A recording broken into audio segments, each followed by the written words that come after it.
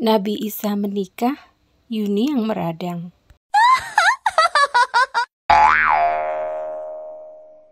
Aneh memang yang satu ini.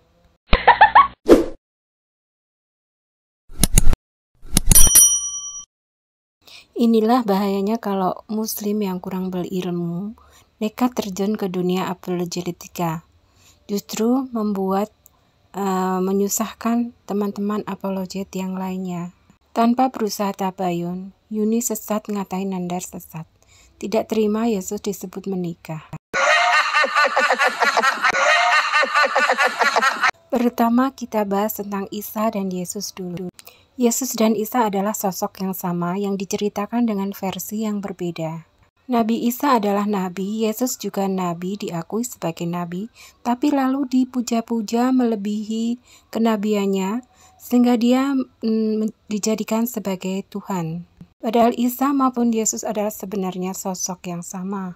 Di kalender nasional pun disebutkan kenaikan Isa Al-Masih. Para misionaris pun selalu menyebutkan Yesus sebagai Isa. Yesus sebenarnya nama palsu dari Isa. Di Islam dikenal Nabi Isa yang lalu mengalami salah versi cerita menjadi Yesus. Sebenarnya Muslim berhak marah karena nabinya, Nabi Isa, dipertuhan oleh umat Kristen. Lalu juga kitab sucinya yaitu Wahyu yang Allah turunkan kepada Nabi Isa, yaitu kitab Injil diacak-acak, dicomot-comot beberapa bagian hingga menjadi Injil, menjadi Bible, karangan manusia. Di Quran dikenal disebutan Nasrani, yaitu umat Muslim yang hidup di zaman Nabi Isa dan mengikuti Nabi Isa, hanya menyembah kepada Allah, tidak mempertuhankan Nabi Isa. Itulah definisi Nasrani yang benar. Jadi sebenarnya Isa dan Yesus itu sosok yang sama. Wahyu yang dia terima juga sama, yaitu Injil. Dan Injil itu bukan PLPB, bukan Bible yang cuma karangan manusia, yang hanya 18% saja isinya berupa hadis Nabi Isa. Kata Injil itu adanya di Quran di dalam setiap bahasanya. Sedangkan hanya ada di terjemahan Bible, bahasa Indonesia dan bahasa Melayu. Injil itu nama tak bisa diterjemahkan menjadi Evangelion atau yang lainnya. Dan Evangelion itu artinya adalah seseorang yang menerima Injil, yang menerima kabar gembira. Bukan Injilnya, tapi orangnya. Sedangkan Bible tidak dikarang oleh murid-murid Yesus atau Hawariun, tetapi dikarang oleh seseorang yang namanya sama, hanya sama nama saja, tapi hidup di abad yang berbeda. Bible atau Holy Books itu hanya berisi sedikit comotan dari ayat-ayat Injil yang pernah didengar oleh murid Yesus, lalu didengar lagi oleh seseorang pengarang itu, yang hidupnya di abad yang berbeda cuma sama nama saja.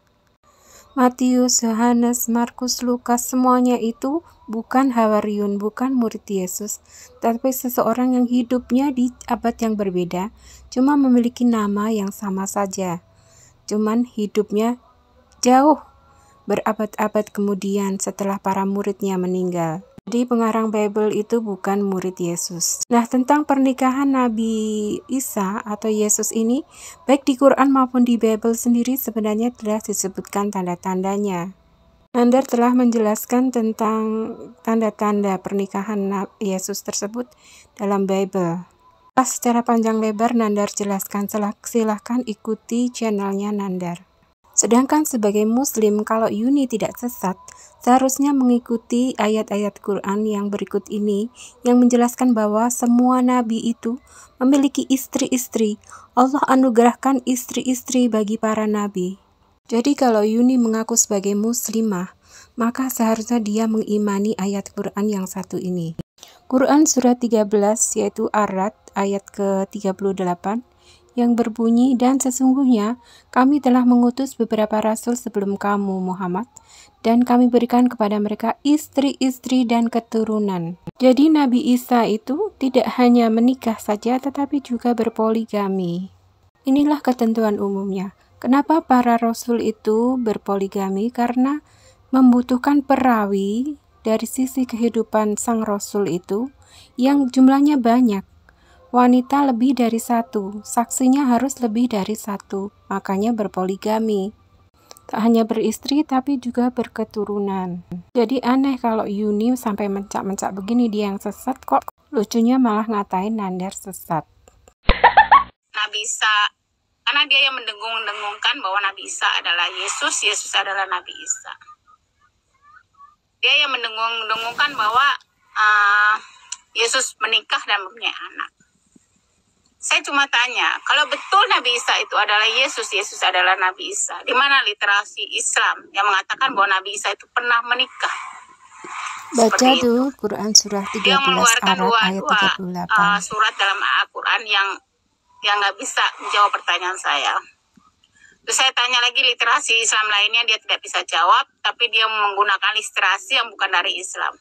Saya udah bilang saya cuma ingin dari literasi Islam, saya butuh dari literasi Kalau Islam. tidak tahu itu tanya baik-baik, secara personal, secara pribadi, private, bukan di ruang publik begini, pamer kebodohan saja. Karena sebagian besar ulama mengatakan bahwa Nabi Isa itu belum pernah menikah waktu itu. Pula, ulama mana yang bilang seperti itu? Jadi ada seorang yang bernama Yonatan Nandar yang mengatakan bahwa Nabi Isa adalah Yesus, Yesus adalah Nabi Isa, yang mengatakan bahwa Yesus pernah menikah.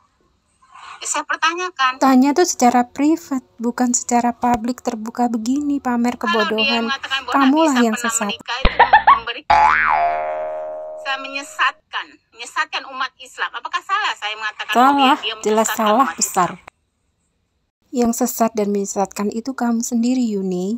Makanya kalau belum tahu itu tanya dulu secara privat, bukan secara publik begini pamer kebodohan. Kamu sendiri yang menyesatkan justru, mengulang-ulangi kebodohannya.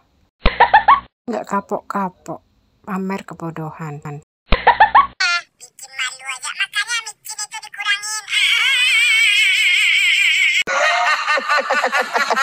Telah disebutkan di Quran surah 13 ayat 38, dan sungguh kami telah mengutus beberapa rasul sebelum engkau Muhammad, dan kami berikan kepada mereka istri-istri dan keturunan. Tidak ada hak bagi seorang rasul mendatangkan suatu bukti mukjizat, melainkan dengan izin Allah. Untuk setiap masa ada kitab tertentu. Jadi jelas ya, tiap rasul membutuhkan istri lebih satu sebagai bukti atau perawi yang akan meriwayatkan hadis-hadis tentang setiap rasul tersebut, mengenai kehidupan sehari-hari setiap rasul tersebut, terutama dalam kehidupan rumah tangganya. Karena yang menjadi rasul hanya seorang laki-laki tersebut, sedangkan para istrinya tentunya harus di-cross-check kebenaran perawiannya satu sama lain, tidak bisa hanya satu. Itulah mengapa para rasul itu Allah berikan izin untuk melakukan poligami. Tidak asal poligami, tapi ada urgensinya. Bukan hanya kebutuhan nafsu semata, tetapi ada kepentingannya sebagai perawi hadis, yang kesaksiannya harus bisa di-cross-check satu sama lain kebenarannya. Sehingga begitu jugalah Nabi Isa ataupun Yesus itu pun menikah, berpoligami, dan berketurunan. Sesuai isi Quran surat 13 ayat 38 ini. Tiap muslim wajib mengimani ayat ini. Jadi jelas ya Yuni, siapa yang sesat dan menyesatkan itu.